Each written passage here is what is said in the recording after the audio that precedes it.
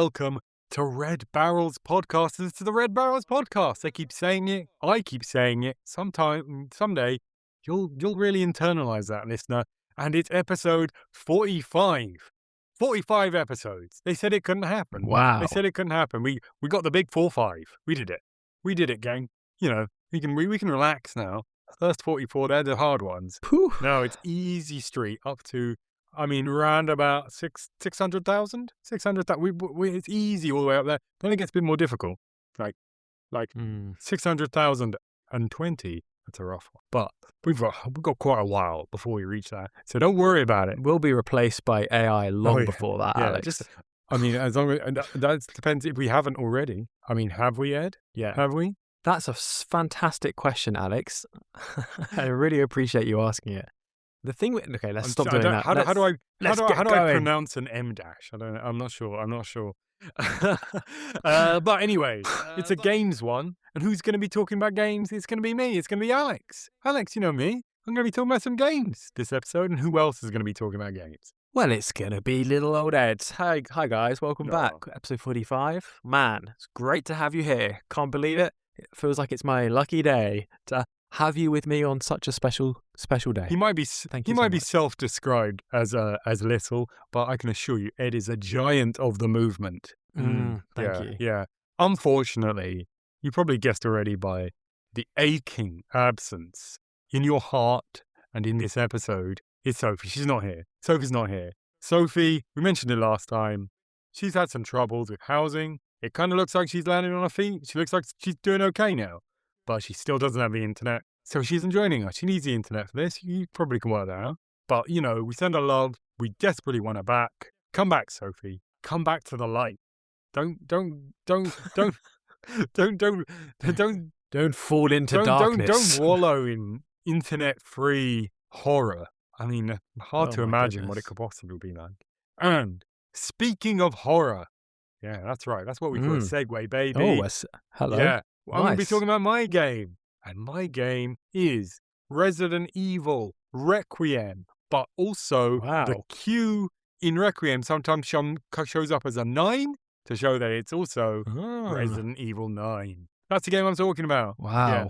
You may remember just 2 episodes ago, but one games episode ago, Ed discussed Resident Evil. Nothing. Just Resident Evil. The original Resident Evil. But the remake. And 6 before that. Well, You covered Resident Evil Village. we talked about Resident Evil Village. We're I've also really talked in about our- Resident Evil 7. This might be the end of the Resident Evil saga This for is now until the next one. Although I will say, I'm warning you, The Resi Renaissance. I did also buy Resident Evil 3 remake on Steam because Oh it was on deal. It was cheap. And I've not played that one. Shut the front door, Alex. If I play that one, I've played all the post 7 games, and I'm not going to be up before 7. I'm just that's my limit. So I may well play that, but not next week, or not in 2 weeks either. Probably not for a little while. And then at some point next year, we've got Resident Evil Veronica, the remake of Code Veronica. That'll be coming out. Will I play that? Probably, because it turns out I enjoy these games. I've been enjoying these games. Tune in Yeah, to find out. exactly. Leave them tenterhooks. Yeah. And that's kind of the spoiler for this. I enjoyed Resident Evil 9/Requiem. It's a pretty good game. Yeah. Okay, so is it time for my game now? I think that's all we need to Right. talk about. No politics. There's no game. No, unfortunately not. You're not getting out of it that easy. Yeah. So the big thing about this game is that much like life and apparently football, it's a game of two halves. It's a game of two halves. Yeah. Half of this game, you play as new character Grace, who is actually the daughter of Alyssa Ashford. She's Grace Ashford. Alyssa Ashford is a very obscure character who appeared in one of the Resident Evil Outbreak games, which was a weird online multiplayer hybrid where you played survivors escaping Raccoon City as it fell to the zombies. And kind of weirdly, they just resurrected this weird character that very few people remembered and put her in this game. She's your mum. Yeah. At least Grace's mum. And you play half as her. And this half is like much more classic Resident Evil. Or maybe less kind of classic in that It's a bit more like Resident Evil 7, although 7 was itself harkening back to like the original Resident Evils, but it was first person. In this game, actually, you can play as either first or third person for either of the characters you play. You can swap between them, but the game kind of, has as its standard that you're playing as Grace in first person, and that's what I went for. I went for creator's intent. And yeah, you are doing a bunch of very kind of classic Resident Evil things. After a bit of an intro, you're quite quickly put into a kind of classic Resident Evil style environment. In this case, it's like a hospital, but it's quite ornate and old-timey in look. So it kind of is obviously meant to evoke the original mansion from Resident Evil. You'd probably know better than I would, Ed, but apparently it's got like quite a similar layout as well. It's kind of reminiscent of it. And in this, you have very little ammo. You have very, very little guns at all. You are desperately creeping from zombie to zombie. You are avoiding them, even trying not to kill them so you can save on ammo, and working your way around like a creepy zombie-filled hospital. And it's actually quite good. It's quite good. One of the interesting things that this game does is that, as I said, it has zombies. In having like real actual zombies, it's actually a bit of a callback. They haven't done proper zombies in quite a while. This game, we'll get into it for the second half, in which there's a lot more of it. But it is very much kind of a nostalgia throwback game. There's a lot of old school references. So you're fighting real zombies again, like proper like zombies. But the kind of thing they go for is that Ed seems amused at my zombie impression. I thought it was excellent. I was a little bit scared there, to be honest. Yeah. Well, there you go. Better make sure I never get zombified, because I'd be a threat. I'd be a threat. That would ruin my day if that happened. I'm glad to hear. The thing about the zombies are they've kind of made them kind of a little bit more interesting. Pretty much every zombie, at least in this section, is like a bit of an individual zombie. I don't know, there probably are some duplicates, but like you're like, oh yeah, this is the zombie that's this guy in this little area. And quite often they like have things that's going on with them. They like remember parts of their lives and they like continue to do them. So like you come in, at one point you go in the toilet and there's a maid and she's just like washing the mirror incessantly because that was like her job, right? And there's a weird thing where like if you ever turn on the lights in a room, there's this zombie that just goes around turning to the lights, which is just turning off lights. And he uses it's the rule. He turns it off for no real reason, and it just gives them like a bit of character, which is really fun about that. They are really going for the fear factor in this. The whole part of the thing is that the character you play, Grace, even though she's an FBI agent and presumably has training, she's also incredibly scared. She's very, very scared the whole time you're playing as her. You literally hear her kind of like as she plays, you hear her breath. She's not very... Do they not cover zombies in FBI training? No. I mean, genuinely, they probably should in the world of Resident Evil. Zombies have been around for like almost 30 years in these games, right? They're quite well known. Is that how long time's passed in Canada? Yeah, I mean, this game is set like in 2026, and Resident Evil 1 is set in 1995 or whenever it came out. I think Resident Evil 2, which is quite relevant to this game, is 1998, and they talk about it quite a bit. So yeah, anyway, this game is set in 2026.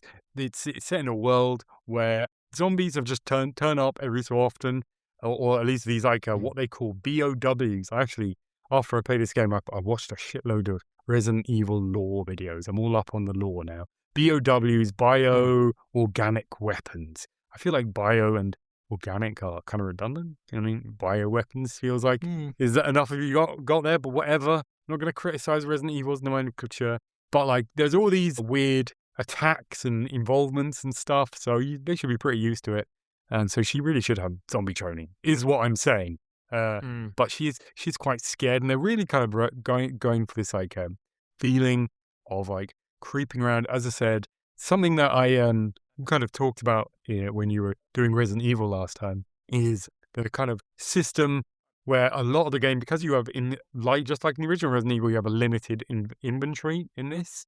So quite often, a lot of it is you'll be in a room, you're looking for stuff, and you're like, okay, well now I have to trundle all the way back to a save point, put my stuff in the big box, then go out and back. Now I've got open up inventory, back and forth like that. In general, I mean, I've talked about how I'm not really into horror as a genre in general, and I didn't think that's changed. This is the bit of the game that worked the least for me, but I think I respect it the most because I can see what it's doing. But in general, I'm not scared of this game.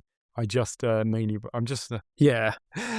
I mean, you don't scare me, Resident Evil well, 9. look, everyone knows. I'm a grown Everyone knows that I'm just like the ultimate example of masculinity, and I cannot be scared. Really, it's probably more that I'm worryingly detached from my emotions, but we can put aside my own personal psychosis.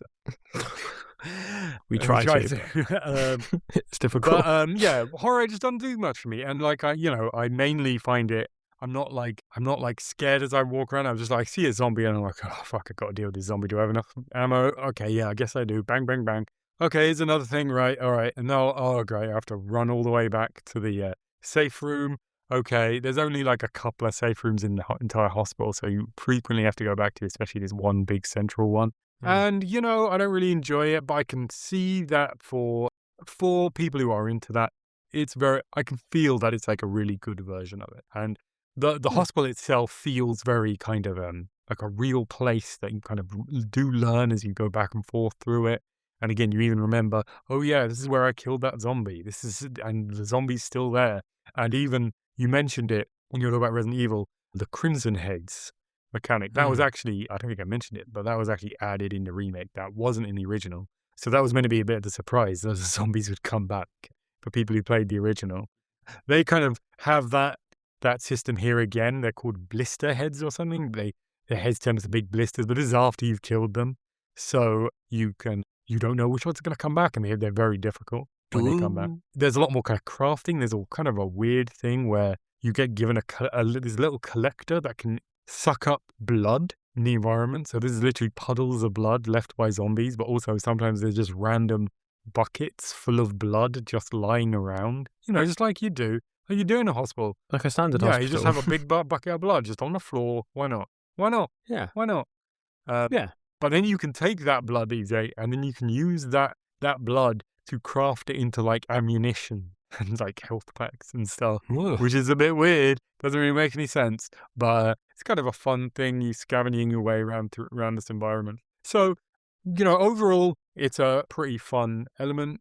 Not really my thing, but I kind of respect it. I've seen like a really good version of that, especially for people who'd enjoy it.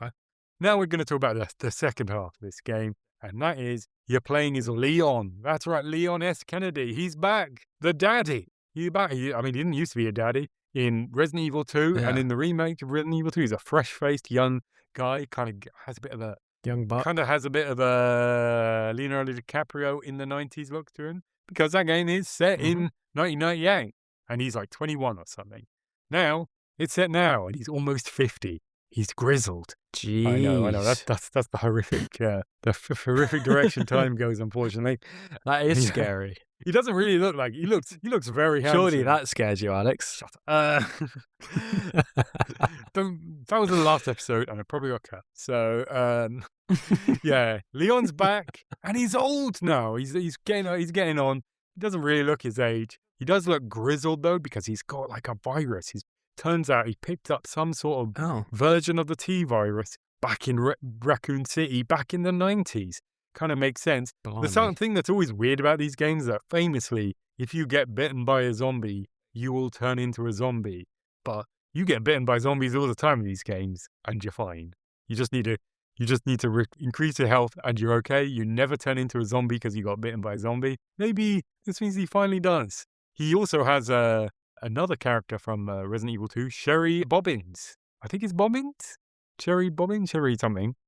She was a little girl you rescued in that game. Actually, Claire, the other character you played in the game, rescued her. And she's 40 now. She's 40. And she does not look 40. She does not look 40 at all. But it's worth saying, there is stupid Resident Evil lore to explain why she hasn't aged. Thank God. Thank God for that. Phew. Anyway, the whole thing with Leon is so if Grace's section is a callback to the original Resident Evils, Leon's section is a callback to the type of Resident Evil they had in Resident Evil 4 and also 5 and also 6, basically, which is action. It's all action. It's action heavy.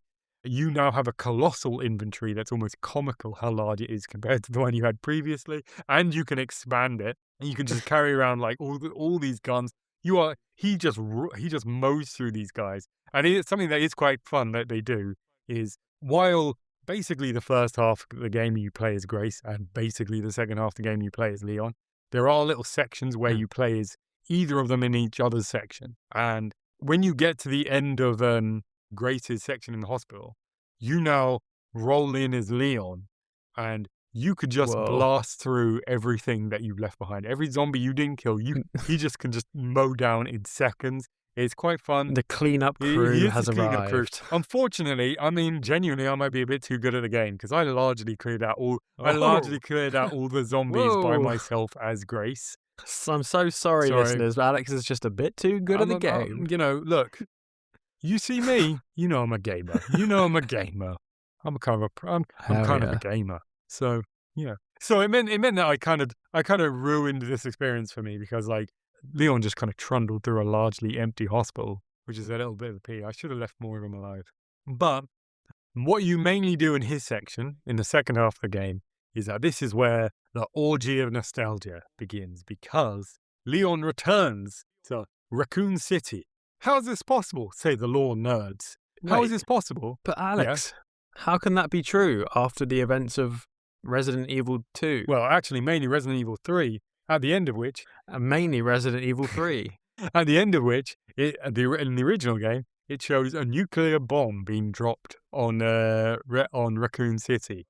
Well, the answer is a little bit of our good friend retconning. Because in the previous remake games, they they rode back on the nuclear part of it. They just said they dropped some large bombs. Just big bombs. Some big bombs. I was hoping it was going to be time travel. No, not time travel. I was already rooting for time travel. Believe me, I think Resident Evil could manage it. They could manage it. They could do it. They could do time travel. It's not outside of their purview, but not yet. They just said that it wasn't really nuclear. They just dropped some big bombs. So it turns out that Raccoon City has just been kind of quarantined off, and while there is a giant crater in... Actually, I mean, if I could interject, there are actually cities in real life that have had nuclear bombs dropped on them, and they both are functioning cities that you can go to. So I guess it's not that ridiculous that Raccoon City would be back up and running in 30 years. So I stand by Resident Evil. Stop besmirching its good name, Alex. It's perfectly consistent. It isn't. The thing is, it is back to you, Alex. It isn't up and running. It's an empty, largely empty kind of post-apocalyptic zone with only zombies left. And like dusty zombies that are from the 90s. You know, they've got that 90s look to them. They're really into Oasis. You know, they've got like, the central partying. They've got the central partying going on. Yeah. And so basically you're back in Raccoon City, but it is like and this is kind of a problem with the game. While I personally really enjoyed the gameplay here, I enjoyed the much more action gameplay. There's no getting around it that the entirety of Raccoon City, the ruins of Raccoon City, the non-radioactive ruins of Raccoon City, are very visually dull. You know, technically, this game is very pretty. I've just got a brand new PC, which is like super fancy, and I played it with like path tracing, ray tracing on it, like everything set up to ultra, and especially the grey sections are very pretty. Unfortunately, while the Leon sections are technically impressive, it's basically just a big grey and brown empty city. It's what you would imagine a big dusty abandoned city to look like, in what is kind of the most boring version of that you could imagine. It's very visually boring, which is quite disappointing. There's things much like Reading. Pardon? Sorry, Reading. Oh, Reading. Yeah, of course. Yeah, that's not even a city. But my apologies. Let's keep going. Hey, do not give Reading the props it doesn't deserve. They don't make it a city. That's a good point for Reading. Don't, let's just make it clear. We're an anti-Reading podcast right now. If you're from Reading, look, we love all our listeners except the ones from Reading. Go away. But anyway, in this place that looks quite similar to Reading in that it's very visually boring. There is a lot of kind of fun gameplay. They kind of do a bunch of cool stuff. So it turns out that, there's just been zombies wandering around this city for 30 years now. And like, there's also like relatively recently in part of the plot, like a military team dropped in to try and extract stuff. And they got largely devoured by zombies. So sometimes you're fighting these zombified military guys. And again, like the zombies that sort of remembered things before, these ones have machine guns and will just randomly shoot at you. And they can be fun to deal with. In general, I don't know, playing as Leon, it's really funny. Like they really got the fucking action Resident Evil gameplay down. Just popping these zombies' heads, especially after having desperately dealt with like one or two zombies at a time. Now you're just like mowing down dozens of them. It's great fun. And of course, the threats get up after this big city bit. You inevitably, it's Resident Evil. You know what you do at the end. You go into a lab. You end up in a secret lab, as always. Literally, the third secret lab, it turned out, was buried under Raccoon City. They've literally done this twice before. Now it turns out there's secretly a third one that no one ever knew about until now. My goodness. Who would have thought? But I think these games are quite camp and they're also quite self-aware. They know how weird and funny that is. Yeah. So you fight a bunch of these guys. And what's actually quite interesting from the plot, and I wasn't expecting this from Resident Evil. The Resident Evil games I've played have all been pretty. I mean, I don't know if you'd even say they're borderline campy, if not just like outright campy. Yeah, these are not something I was a bit surprised about in Resident Evil is how kind of unserious the plots are. I don't really take any of them that seriously. But in this one, there is actually a bit of a kind of emotional heart to it. There is like Leon, who in the previous games, in the original game, he's just a kind of a bit of a naive do-gooder in Resident Evil 2, I should say, or at least in the remake of Resident Evil 2. I think they added a bit more characterization to the remake. But Resident Evil 4, he's just like a quip machine. He's basically just like Arnold Schwarzenegger in the 80s without an accent. That's basically who he is, right? But in this game, he's like, there's actually a little bit of introspection for him. He's like, okay, man. He returns to Raccoon City, and it's like, oh man, I was leading, and he was leading a normal life until he turned up here, and now all his entire life since then has just been shooting zombies, and he's like almost 50 now, and like he feels guilt that he couldn't save more people back in Raccoon City at the time. It's a bit of depth to this big hunky chunk of beef. He's also, as I said, he's got this virus he's experienced, so he's like dealing with his mortality. Is he really as invincible as he thought he was? So there's actually a little bit of introspection. I don't want to overstate it, not that much, but there's some, and that's kind of interesting. So yeah, I mean, I really enjoyed the gameplay. It gets pretty wild sometimes. There's an entire motorbike sequence that's crazy. I will say this is in the trailers, so it's not really a spoiler, but you don't just return to Raccoon City. You literally return to the bombed out husk of the Raccoon City Police Department, which is where Resident Evil 2 is set, and there's like all sorts of nostalgia. It's clearly based on like the same 3D model that they use in the remake, and they just like aged up the, made it all worn out and stuff now. And so it's exactly the same layout and stuff, which is fun. There's a bunch of, obviously, as you must imagine, there's a bunch of references in it and all through the game. And yeah, it's a really well put together bit of a game. Just like, I'd say I'm less keen on the scary horror stuff, but I can feel that was really well put together. And this is, while it doesn't quite reach the kind of fantastical heights of Resident Evil 4 in terms of the things you do, the actual like moment-to-moment gameplay is just like really good with Leon. There's a bit where you're like climbing up this going along this collapsed skyscraper that's like at a diagonal angle, and you're fighting these zombies that are like walking towards you on what is the glass wall of the skyscraper, but it's now the floor, Skyscraper. and you can and instead you're shooting out the panes of glass underneath them to just make them drop, and there's also like weird, like kind of variations of what you're doing there, a bunch of stuff like that. There's like a lot of variety in it. Yeah, just it's just incredible how well put together these games are. They aren't that long.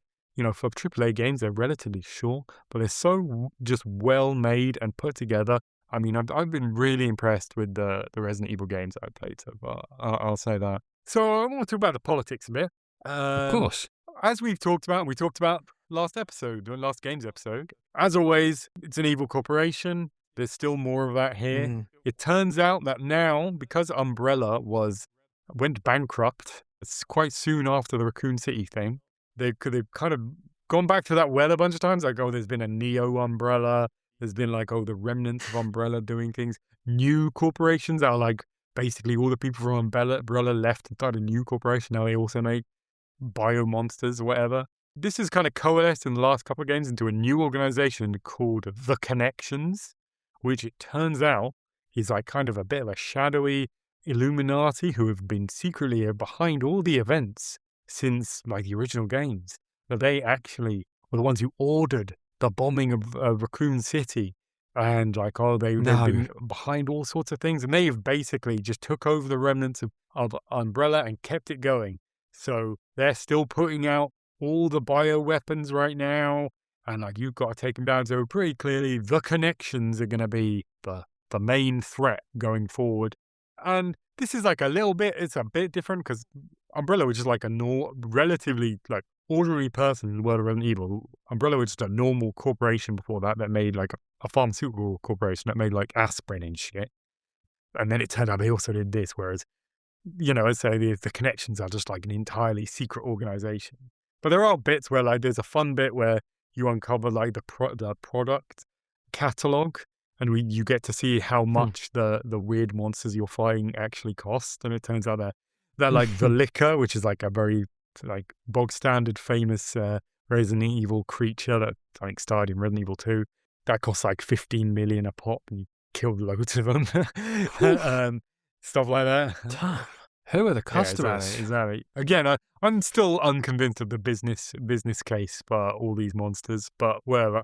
There is a little bit more in this game about the kind of influence over government that this corporate power has. I don't really want to overstate it, but it turns out that a lot of things the government did were because the Connections and Umbrella were behind it.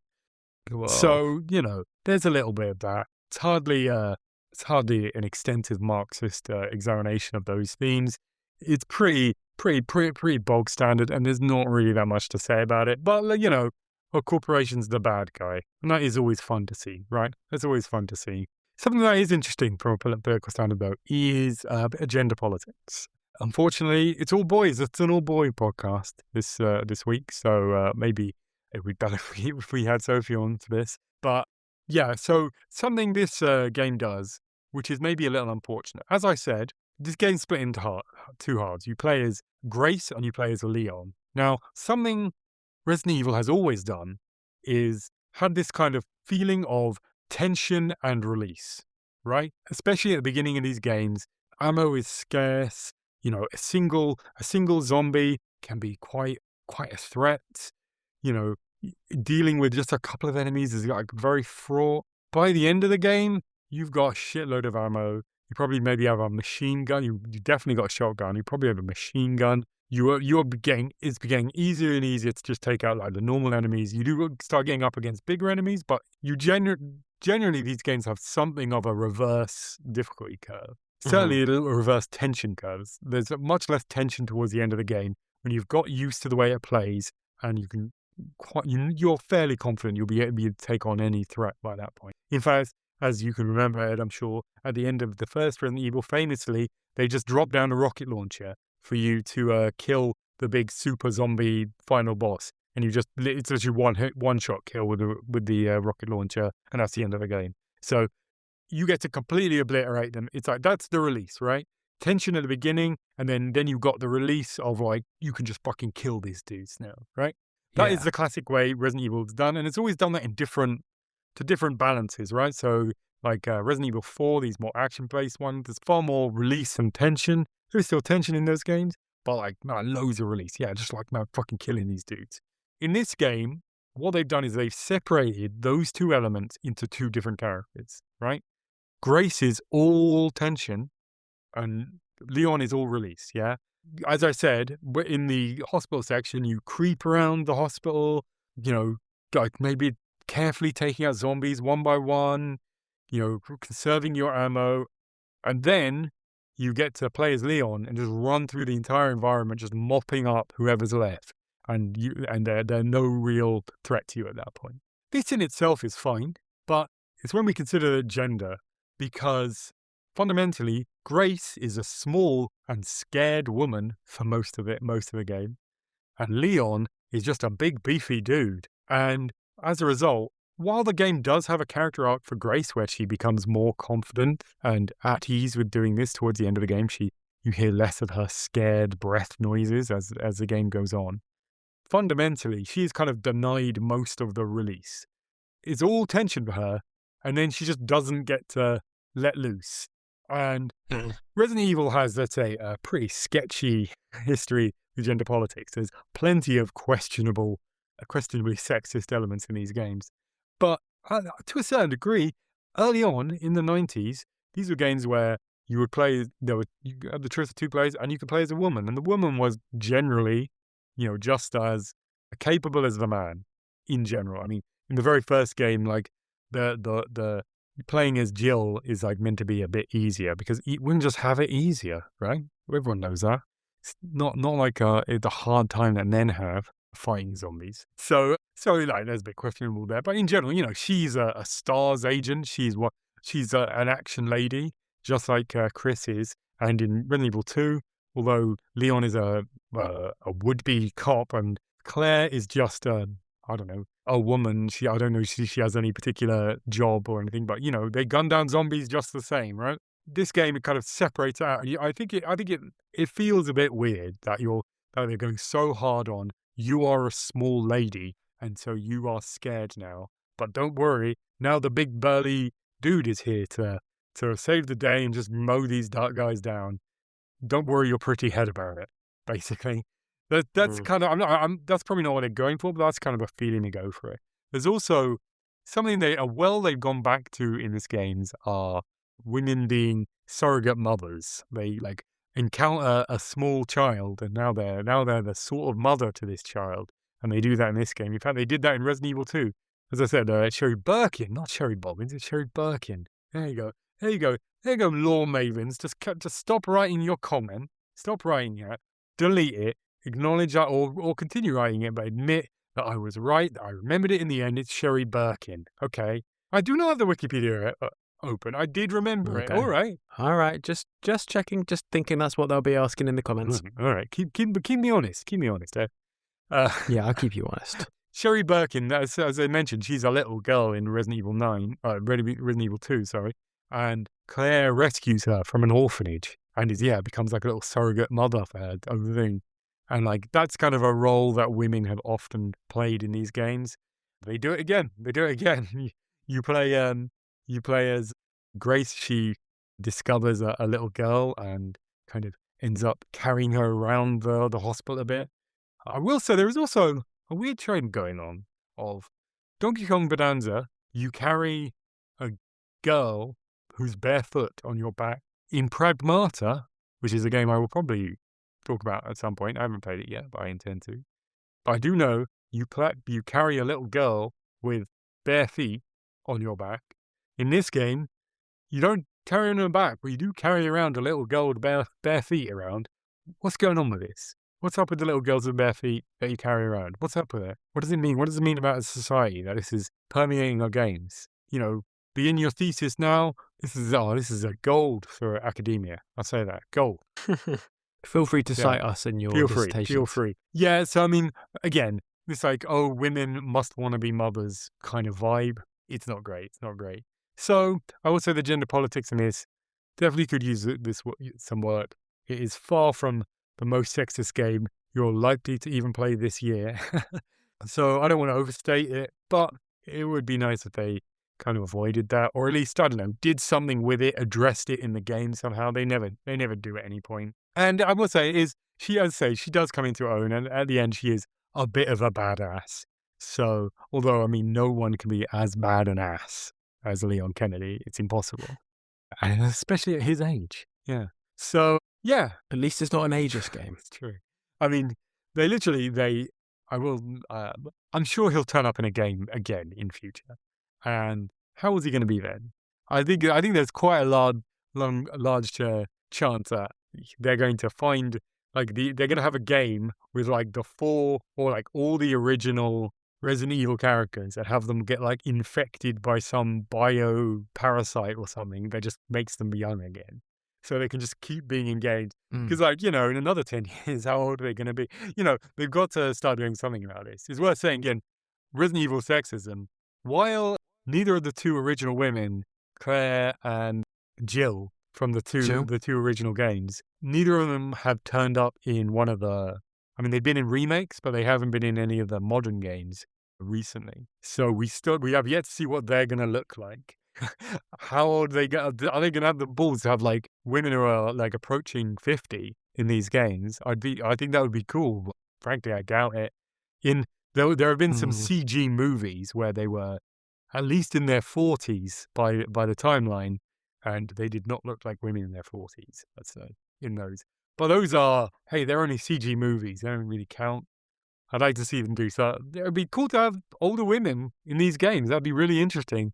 But I got to say, I suspect they won't do that. And they will either just not explain why they look like 30-something-year-olds, or they will find some ridiculous plot reason to make them young. And since they've already done that with Sherry Birkin, who is 40 and, could be in her 20s. Yeah. Anyway, that's my thoughts on Resident Evil 9. Ed, do you have any Resident Evil questions based on your recent Resident Evil experience? Well, I mean, it's a bit of a basic one, but you've reviewed 7, 8, and 9 now on this podcast. How would you rank them? Ranking. No, I've never been one for ranking. I'll say that. I don't think we've talked much about ranking games on this podcast, but I always have difficulty with it. I can never decide. But this is definitely one of the better ones. I mean, it's relatively similar. It's got some similarities to 8. I think it's better than 8. The 8 was maybe a bit more varied. Are the plots connected in a way where you should avoid playing 9 until you've done Not 7 really. and 8? I know. Could our listeners play them? I would say our listeners can. Our listeners can play them in whatever order. Obviously. For you, I don't think you'll be able to handle it. I don't think you'll be able to handle it. This game has a lot, as I said, has a lot of callbacks, especially to Resident Evil 2. But there are elements of it that are, like, referencing a bunch of Resident Evil games. The plot especially is like kind of like, again, I just watched a bunch of lore videos, so it's kind of a carry on from Resident Evil 5 to a degree in some ways. I played that one. You played that one. Oh, there we go. If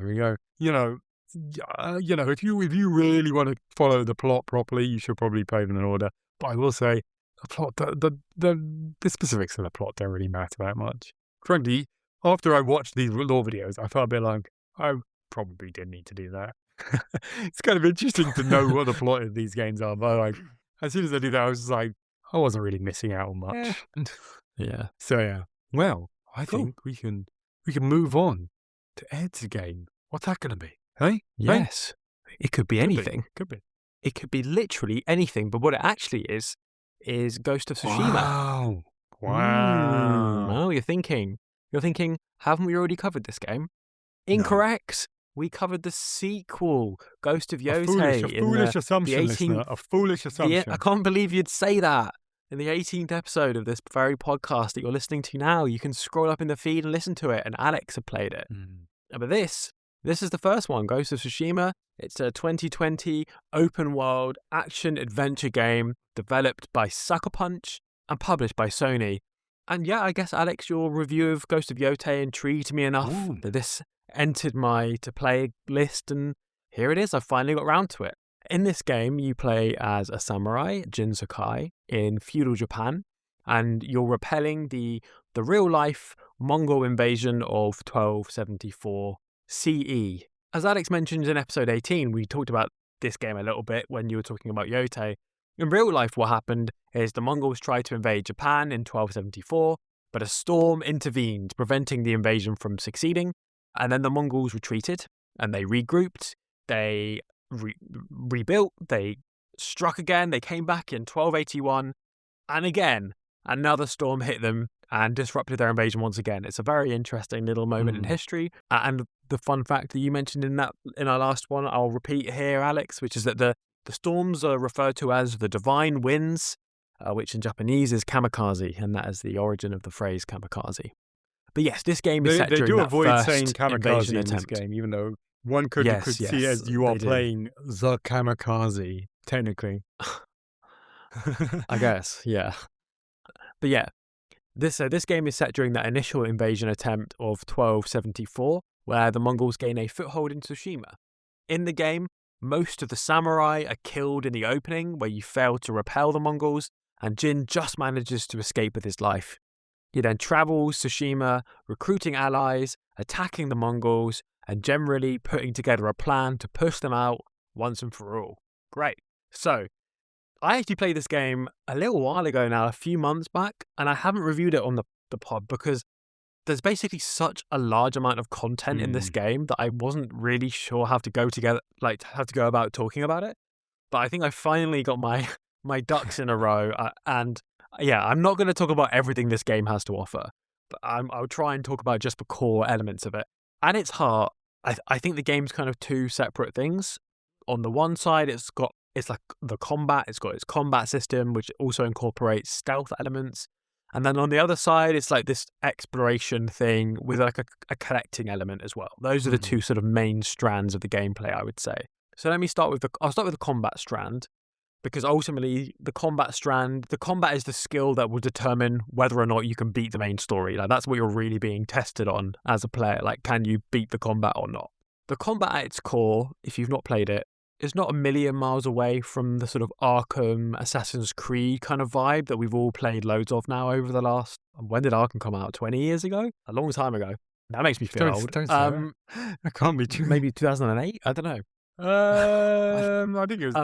I think it was 2008. Originally, like Go on, look it up, Arkham Alex. City, that's the one you're thinking, really. Because no, Arkham Asylum is the first one. Not like Ghost of Tsushima. The combat's like it, but the open city is not. Knight. Arkham Knight is 2015, so don't mess me around there. Arkham Asylum, you doofus. Arkham Knights is like... Yeah, I think you're right. I think you're probably right. 2009, it's not quite that bad. 2009, year after. Okay, cool. So 17 years ago. Anyway, but I would definitely say that the Ghost of Tsushima iterates on that format, and I would say elevates it. It has a very clear emphasis on needing to change combat stances in order to fight different enemy types. So you never get into a groove where you're just doing the same attack and counter over and over again, as there is a tendency to do in this style of gameplay. You need to constantly be adapting your style to the enemy type. And it's not like the most advanced combat in the world, but it was satisfying to do. It was fun. And it did mean that I had to be much more engaged than I was in the Assassin's Creed games that I've played. Admittedly, I haven't played any of those beyond Brotherhood, so maybe they get much more interesting. But in those games, normally you end up in a combat loop with a bunch of standard guys, and then occasionally there's like a different guy thrown in for a bit of variety. This is much more consistently varied throughout, and I really rated that. And there's also the stealth elements, which I really enjoyed as well. Obviously, both Assassin's Creed and the Arkham games have got stealth elements, but I think here they are a real addition, a really positive addition. They're very straightforward. They're quite easy, frankly. The enemy AI can be a bit dim sometimes, like they can look straight at you and still not see you, that sort of thing, or they can hang around next to where the bodies of their friends are and not really realise that anything's amiss. But to be honest, in games like this, I sort of prefer it when stealth's a bit too easy. I'd rather that than it be too difficult. Like, there's a lot of times... it basically means that you can play as if you are the ghost, and that's the nickname that your character Jin earns, hence the title of the whole game. You do feel like a sort of ghost, a sort of dark assassin guy sometimes. You know, you're like slicing and darting through the people without ever being seen. If it was a bit harder, you wouldn't quite get that, but it being easier makes it, sure, maybe it's too easy, but it's cinematic and it's fun, and I really enjoyed it. And it meant that I did spend most of the combat encounters where I would normally start off with a stealth approach, which was a lot of fun, and then if I got spotted, then I'd have fun with the main combat approach. And it just married that whole system up very well. Like, it's just very, very, very strong, very positive. It's not, again, not like anything completely ridiculously groundbreaking, but you'll definitely, you'll have a good time with it. So yeah, like I said, the combat is kind of the main thing you need to do to get through the main quest, and the main quest is worth getting through. Again, it's not like this, it's not Citizen Kane, you know, it's not this incredible masterpiece, but it's really solid. It's a well-written story. It's got a number of memorable moments that might make you have some feelings, you know.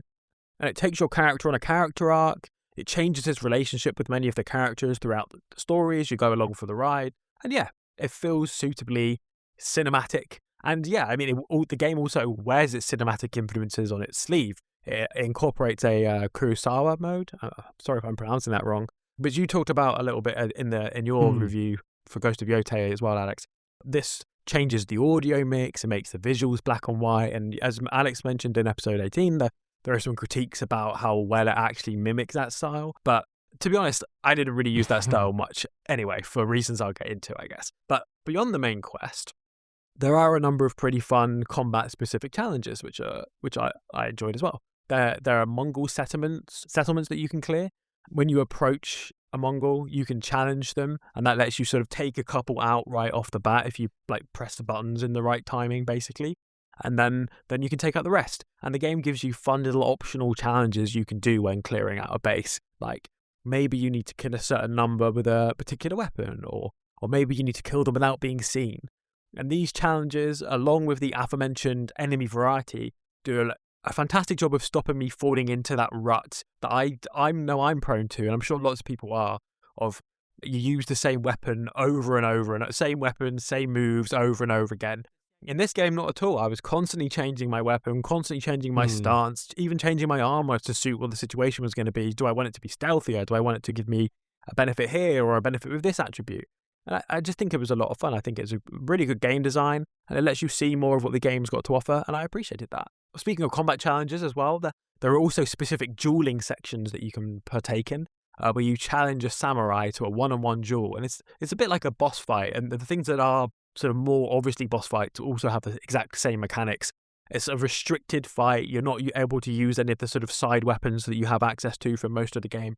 It's just a one-on-one, mono, samurai, katana, let's go kind of experience. No gimmicks, no stealth, pure fight. And those are some of the most satisfying combat experiences of the game. It's like pure test of your ability to master the mechanics. To succeed at it, you have to read the way that your opponent sort of starts to move beforehand and memorize their little patterns. Like, it's just good, pure combat skill challenges, and I appreciate that.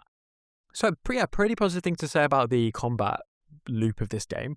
Let me talk about the other main aspect then, the sort of exploration collecting gameplay loop. One of the first things you'll notice when you play the game is that the environments are really beautiful. You ride your horse that you get to name, by the way, which does add a sort of sense of connection to that horse, through the wonderful natural scenery, as well as of a variety of different settlements of the period. And it's just a massive strength of the game. It's lovely to be in the world. The colour is somewhat heightened over reality, which gives like the sun a beautiful look, the light flowing through the trees. It's beautiful. And that's what I was sort of referencing why I don't really ever play the Kurosawa mode, because the colour really does add to the feeling of the game, the heightened experience. So don't rob yourself of it. It's really nice. Game. And it's a beautiful game. And the beauty of the game is more than just like the models look nice or something like that. As I say, the lighting's glorious, but also there's so much movement all the time when you're playing. The petals soar in the breeze and the trees shake and rain falls and smoke rises in the distance and the grass flows with you as you pass through it. It's so well realised. It really pulls you into the experience of playing the game, and it just adds to the sense that this is like alive. And it's one of the very, very few experiences I've had, because I believe this was a late PlayStation 4 release, if I remember correctly. I played it on my PlayStation 5. But this is one of the games where you feel like you're playing a newer game. I know, this is 6 years old now, but this is a game. This doesn't feel like a remake of something that came out in 2008 or something like that. This feels so vibrant and full of movement. This couldn't have happened. This couldn't have happened long before it actually happened. Does that make sense? And I appreciate that in a game sometimes, where you're like, yeah, this is good. This is next level stuff. This isn't what I grew up with. I think one of my favorite aspects of this game is how it tries to make sure that you can actually enjoy this beauty by having a very deliberate UI. It's much more stripped back than in a lot of similar games, and the result is that the image seems less cluttered. The game finds more organic seeming ways of communicating where you need to go. For instance, you can press a button which calls in a gust of wind, which will move in the direction of your objective. This is such a great and grounded way of telling you quite clearly where to go, but without needing a massive, distracting, not part of the game, like non-diegetic, if you will, marker. And there are lots of other things as well. For example, you might see a small yellow golden bird flying near you, and you can follow that bird and it'll take you to a nearby point of interest. It just has lots of different ways of indicating the kind of like where you should go in order to find interesting content. And I really appreciate that. That, again, for me, that's really a top tier aspect of this game, and I would love way more games to incorporate this kind of thing going forwards. The UI it's not perfect though. As I said earlier, the game feels designed to make me want to change my armor, my weapons, my charms, which are little things that give you a boost, all the time.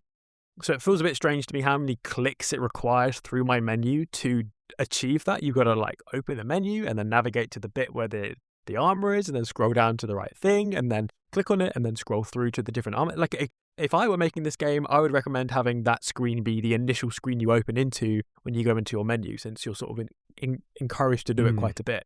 And there was a point later on where it was genuinely, it was only a few seconds, isn't it? But those 6 seconds do add up when you're playing a game like this sometimes. It does take you out of the momentum.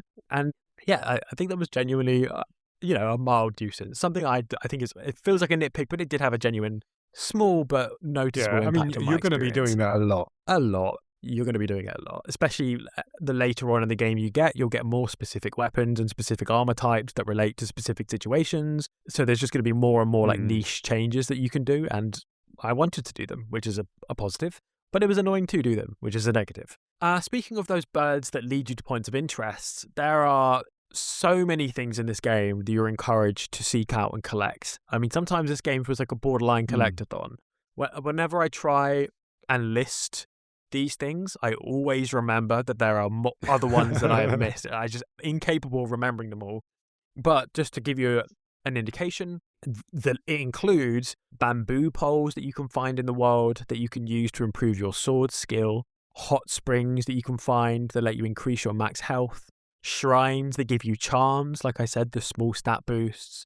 You can find these foxes that lead you to upgrades to your focus, which I've not even mentioned and I probably won't mention, but beyond that, there are flowers you can find that you can use as currency. There are places where you can compose haiku, and there are the locations of the jewels that I mentioned. And there are definitely others too that I've deliberately left out because that list felt excessive, but each time I thought, I need to add another haiku and stuff like that. And to be honest, I kind of have mixed feelings on this aspect of the game. It's optional, but you're kind of encouraged to do it, I felt like. And I ended up, regardless of if you're encouraged to do it or not, I ended up doing quite a lot of that. Quite a lot of my time spent playing the game was spent pursuing these pickups. And I think if you're not doing any of this stuff, like you are missing out on quite a large amount of what the game is offering. And, on the one hand, it is a good excuse to explore the world. Like, it's fun to be in that world, like I said, and it's reasonably fun to travel through it. It's a beautiful place to be, and the UI guides you to these locations in a very satisfying way. But some of these activities don't really have a great deal to do once you're there. So some of them have little sort of mini games, almost little puzzles. Kind of slicing through the bamboo requires that you input a series of buttons very quickly that it sort of flashes up on the screen. That's kind of fun.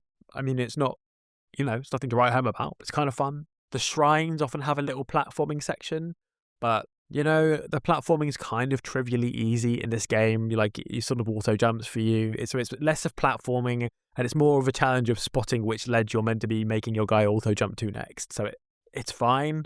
It's nothing to write home about. And honestly, a lot of them just involve going there and picking up the item, which, okay, it's all right, but it can end up feeling a little bit like busy work after a little while.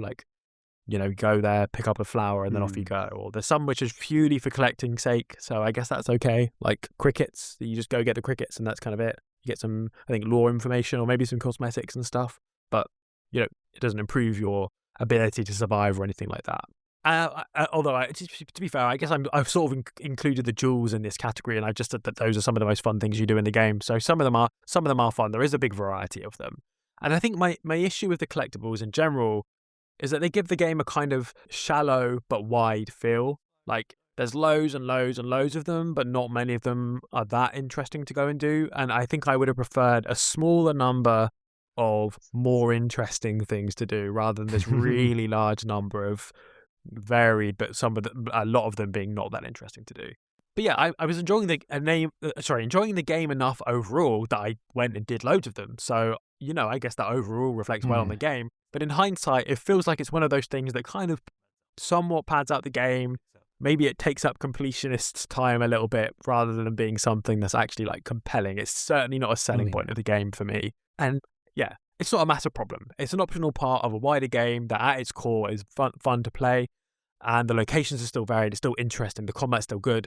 But there is a lot of this relatively flat content. So it means when you start adding it all up and you start looking at what percentage of this game is actually fun, like it does end up being quite small. But the thing is, you never have to do the stuff that's not that fun. So it's not a big issue. And it just doesn't really develop that much, I think. An issue you often have with these kind of games is that because they're open world, the devs can't really control where you're going to go. So a lot of stuff ends up feeling a bit flat, like the sort of thing you might see in a Fallout game sometimes. A Fallout 3 is pointed out that that's an issue sometimes. In this game, the devs do control a bit where you get to go because they release the areas to you. Like it's an open world in a given area, and then there's a new area, and then a new expanded area. So I'm not sure if that was really the problem here. And given that, I sort of would have liked it would be better if they made it a bit harder or developed it a bit more going on. So those are my reflections on the sort of the gameplay itself. But let's talk about the politics of it a little bit. I mean, the first and most obviously, and I don't know that this is even that interesting of a point, but I don't want to miss out on it.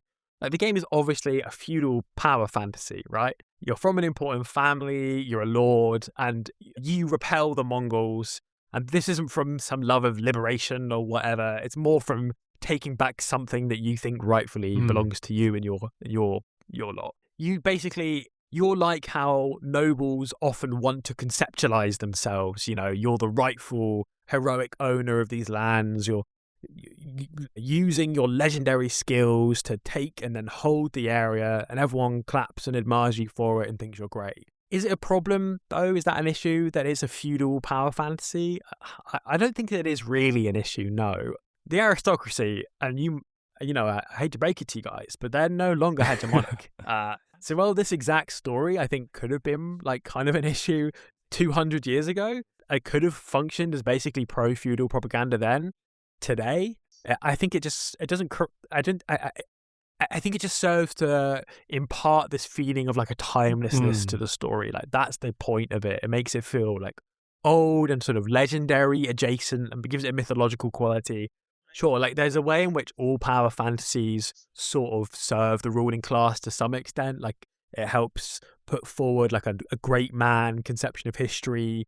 This sort of put forward the like noble ruler's idea that the deserving, heroic, powerful man who has our best interests at heart. And yeah, so like sure, it has that propagandistic function, but ultimately it's propaganda for a fraction of the ruling class, which is basically trivial now. So at least in most places. So yeah, I think the fact that our culture more widely is dominated by power fantasies, whether that's superhero stories or Star Wars or whatever, like that, sure, that has some issues. And, it makes sense in the context of a relatively disempowered masses who nonetheless are relied upon to consume culture and are encouraged to think about the world and themselves in terms of powerful individuals rather than as collectives. It all makes sense. But I think when you're applying that analysis to a specific, like critique to a specific game, there's only so much you can do with it. Like, sure, that is a problem that's everywhere. That's kind of what we can say about it. It's not like bad politics. You shouldn't not play or enjoy power fantasies. You'll be hard put to avoid them, frankly. And yeah, I don't think this particularly feudal strand is really anything worse than anything else. So that's my initial politics take. My other politics take is it struck me as I was playing it, there was something quite Marxist, maybe even specifically quite Leninist about the game. I couldn't help but notice it as I was going on. One of the central conflicts in the story is about the extent to which Jin follows the samurai way in the way he deals with the Mongols. as I understand, this aspect of it, along with the katana and the haiku, are basically anachronistic elements. They're not really, they shouldn't be at this historical moment, but whatever, it doesn't matter for the purpose of me reviewing this game. Within the world of the story, the samurai way encourages facing combatants head on, straightforwardly, clearly, honestly, like is a very well, it's how we think of the samurai in popular media. But what we really see right from the start is this sort of idealist commitment to acting in this very particular way, regardless of your situation, condemns you to defeat immediately. An ideology that serves you quite well as a feudal lord, where you venerate this honesty and the strength in this way, works pretty well if you are the strongest class in society, right? Yeah, sure, straightforward strength is great if you're the strongest, but it no longer works when you're engaged in a war with a more powerful opponent. It no longer works when the Mongols come a-knocking. And this is played out, this tension is played out in the dynamic between Jin and his uncle. His uncle is effectively moralizing at Jin not to take any action that conflicts with these idealistic principles, but if Jin were to follow this advice, he would lose. Much like his uncle did at the start of the game, where the samurai nearly entirely wiped out because of them following this kind of strategy. The uncle himself was captured and then only rescued by Jin as a consequence of Jin adopting these different strategies. So the game then is effectively telling the player that you need to adapt your strategy to changing historical and material circumstances or you'll be swept away. It's a materialistic approach to strategy that reminds me of Marx or of Lenin and their arguments with anarchists or social democrats. And it's effectively doing the exact same choice that various guerrilla movements have taken over the years. You're going to need to need to use some subterfuge if you're fighting a physically stronger force. If you're in Cuba or if you're in Vietnam, these are the strategies that were adopted. The game isn't blindly celebrating. It's not always saying the end always justifies the means. And I think even applying the moral element to it, I think is part of what the game is saying is an incorrect thing to do. Jin, to be effective, Jin needs to adopt certain strategies. But a point, sometimes that comes back to bite you in certain respects. There's a poison that Jin uses at one point in the game to covertly attack his enemies. But then later on in the game, the surviving enemies use that very same poison that they've learned about from Jin to attack the people of Tsushima. So, it's not saying you can do whatever you want and there'll be no consequences, but it is saying you do need to take very seriously the situation that you're in, think about the strategies that's going to work given those situations, and don't just blindly follow whatever your pre-existing ideological commitment is. And that's very Marxist of them, and I like to see that in a game. There's a lot of media that really, really, really venerates blindly following a specific thing that you've started off with, and then often it rewards the protagonist for stubbornly sticking to their initial guns and not responding to the environment at all. And I appreciate a piece of media that goes, no, do you know what? Sometimes you actually do need to take the situation seriously and think about what you would need to do to win. I respect that. And yeah, I think the game is very clear about which side of that tension, materialism or idealism, that it comes down in favor of. It's very clear. One side brings you to defeat. The other side, well, will it bring you to victory? I don't want to spoil the game for you, but you know how games work, and I've already told you what happened in 1274. So you can probably work it out. So, to sum up, it's a difficult game for me to sum up, I think. The UI does a really good job of pulling you into the world. The world itself is beautiful. Having all these collectibles to be conscious of and go and do does feel a little bit sort of gamey to me in a way that sort of stood out. It was it prevented me a little bit from getting fully absorbed into the world in the way that I would like to, because the UI really sets you up for that and the world is so beautiful. As I sort of alluded to earlier, it does feel like a refined version of that Assassin's Creed-y, Arkham-y, or maybe Ubisoft-y games where there's a million points of interest. It is better than those sorts of games normally are, I would say. And earlier I kind of said the game in some respects feels sort of shallow but wide. I think that's a little unfair. I think it's not that the game is shallow, it's more that the game is medium and wide, which is great, but it feels like it's so close to being a game that I would absolutely love. And so much of my experience reflecting on this game since playing it, and as part of the reason why I haven't done it on this show yet, was why don't I love this game? I really like it, but why don't I love it? I think it is just there's just a little bit too much of the sort of slightly gamey stuff still seeps through, and a slightly mediocre content is there too, like attached to this Yeah. incredible stuff. Like incredible is maybe even too strong. There's some very specific bits I think are really, really good. The UI element, the rest of the game has got a very solid core, like better than most of the games in this kind of experience, but like not necessarily like blowing my mind with it, but like really strong, really solid. And then there's this like more mediocre stuff in the background. So I think overall it just errs on the side of like, I don't love it, but I do really like it. I don't think it's like an incredible game, but I do think it's like a really good game, maybe even a great game. Like I like it. I like it a lot.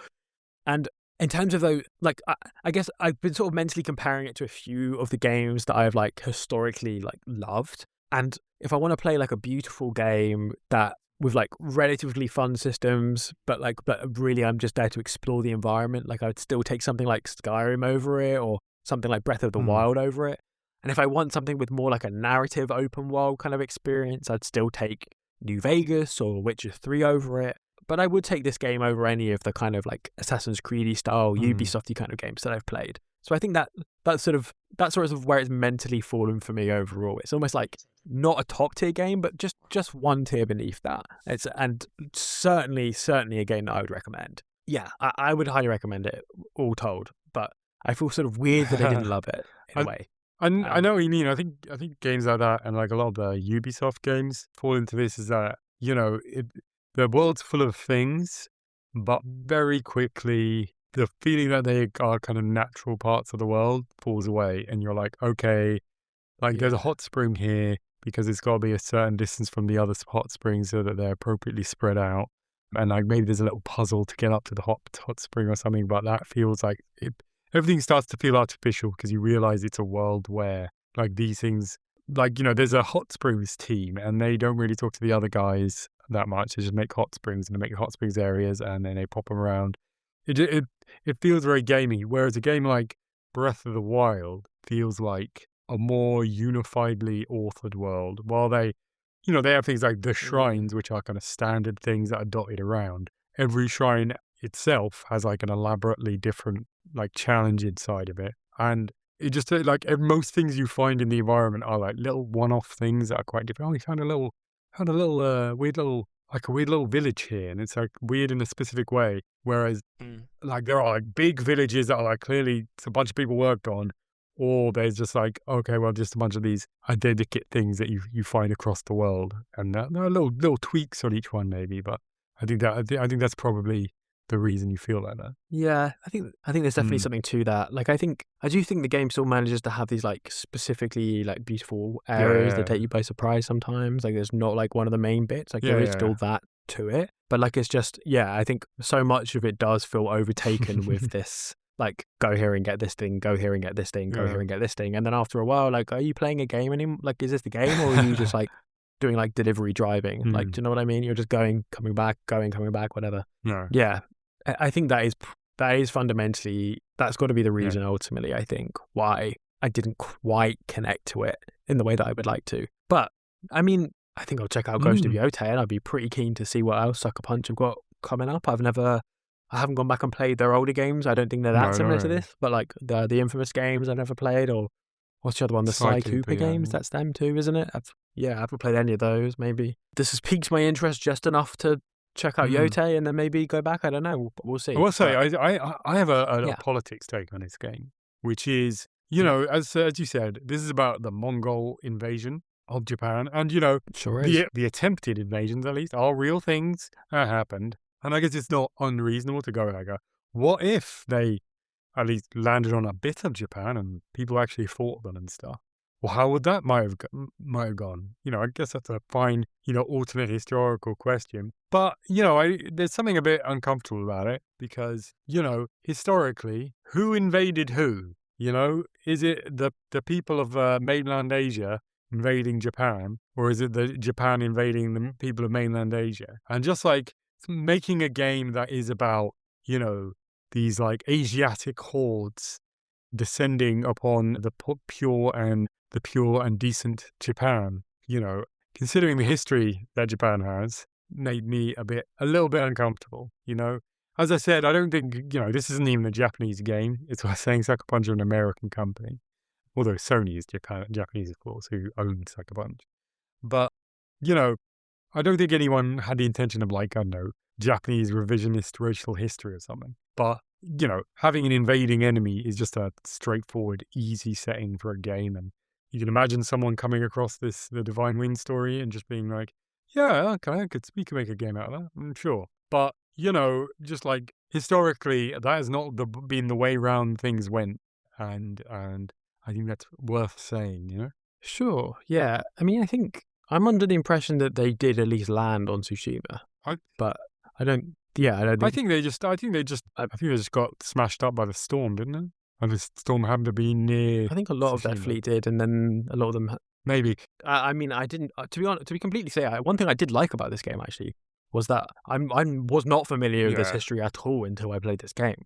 So I've read the Wikipedia page for the invasions of Japan in 1270. Well, the Mongol invasions of Japan is the Wikipedia page. To be clear, I'm pretty sure that they did far actually. More of an expert than I am, merely by reading that article. I haven't read the Wikipedia page.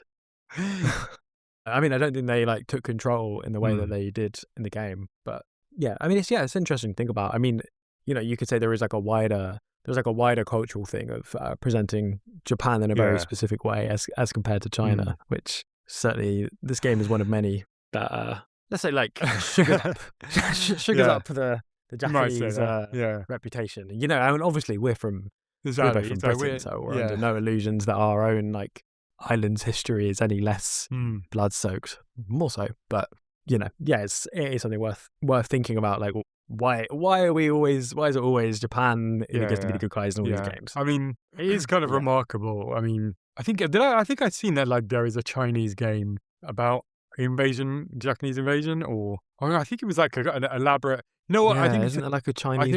I'm sure there probably must be, but what I'm thinking of actually, I think I saw there's like an elaborate kind of LARPing experience you can go in China of like fighting against the Japanese and stuff, which sounds pretty interesting. I would like to see, China's finally making some AAA games. I'd like to see some Chinese games about like the Japanese invasion and occupation. That would be an interesting thing to see. But yeah. There's a game coming up called 14 Years of Flame. Sounds fun. It's not out yet, but tells the story of 1931 to 1945 from China's perspective, I believe. And I've seen that. I've seen videos of people doing that, the LARPing sort of experience that you were talking about. It looked cool. It looked cool, I have to say. It's good to see some cultural output from countries I'm less familiar with every now and again. Absolutely. In terms of their cultural output, at least. Yeah. But I think that's everything I've got to say on the Ghost of Tsushima. Ed, are you disappointed? Are you disappointed that when they announced Ghost of Yote, it wasn't called Ghost of Tsushima? You better believe it, buddy. I was livid. I was like, Ghost of Yote? More like Ghost of Note. That's what I got, because it rhymes. Yeah, Ghost of Yo. Yeah. That's the hot wit you come to the Red Barrels podcast for, gang. Yep. When did that game get announced? How long have we had to work on a joke for that? Yeah. I've had it in my back pocket, baby. I bet. Yeah. I bet. Yeah. Cool. So I think that's probably going to be it for Ghost of Tsushima. And that means, again, sadly no Sofie. That's it for the episode. That's it. There's no more episode. We just said, you're free. Just you're saying free to goodbyes. go. That's it. Yeah. Like, as always, but you know what? I'm going to make this personal, right? Sofie and Ed, I love them. Oh, gosh. Let's put them out of it right now. Thanks, man. Me personally, I'm asking you, Alex, your friend, Alex, your confidant, Alex, I am asking if you would please promote this podcast to people you know on social media and review us on Spotify and Apple Podcasts. I mean, that's coming from me. From me. I'm making a direct personal connection from me, Alex, to you, the listener, whoever you may be. I've got my guesses about what your name might be, but I'll keep them to myself. It could be anything, right? Do it for me. Do it for Alex. Come on. Seriously, come on. Well, we'll start to name it in the next episode, if not. This is the carrot. Don't wait for the stick. And when you do that, when you do follow in on the promise that you just made to me personally, you can do so by sending them to our Twitter at RedBarrelsPod or to our Blue Sky at redbarrelspodcast.bsky.social. Personally, and I just made this very personal, you can find me on Twitter at AlexDean, ALEXDUIN, or on Blue Sky, same name, .bsky.social. Sofie, remember her? Hard to forget. We'll never forget. We can't ever forget. Sofie, she'll be back. She'll be back one day. One day soon. One day soon. I promise. You can find her on Twitch, twitch.com/SoFreely. Maybe, because, we record this, especially the games episode, quite far ahead of time. Maybe she's back on by now. Check out her feed. See if she's on, because she could well be. She could well be. She could well be. Who else is here to say goodbye? We live in Always. hope, don't we, Always. Alex? We live in hope. You can find me on Blue Sky at Not a Lemon and on X at Still Not a Lemon. I hope to see you there. Ed will never be a lemon. That's something you can take to the bank. That's a fact. Never a lemon. You can He cash will that in. never be a lemon. That is a promise from Ed and the Red Barrels podcast to you, the world. Absolutely. And also, Stand by as that. always, the music's from Brilliant Drink. Is there much more to say? It's incredible. It's incredible music. And it's from Brilliant Drink, who's incredible as always. And it's very moving. It's very. I cry a bit every time I hear it, and that's a bit difficult because I have to edit the podcast and I have to hear it bits of it a lot, and it gets very emotional. It does gets get very emotional for me. Bit tedious when Alex starts crying in the pod, but it does happen multiple times most episodes. But we muddle through. We muddle through. We muddle through now. We will muddle through in future, and we will muddle through as we say goodbye. Goodbye. Booyah.